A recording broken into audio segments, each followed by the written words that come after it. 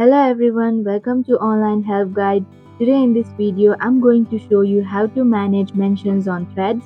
So without any further ado, let's get started. First of all, open up the Threads app. Now go to your profile page on bottom right corner. Then click on the menu option on the top right corner.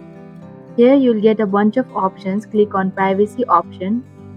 Now click on the mentions option having @sign.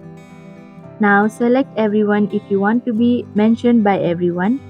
Select profiles you follow if you only want to be mentioned by the profiles you follow. And finally select no one if you don't want to be mentioned at all. Here I'm going to select everyone. And that is how you can easily manage mentions on threads. Thank you for watching Online Help Guide. Hope this video was helpful. If it was, then hit the like button and comment down if you have any questions or feedback. Also, if you are new to our channel, subscribe and hit the bell icon so that you don't miss our upcoming videos.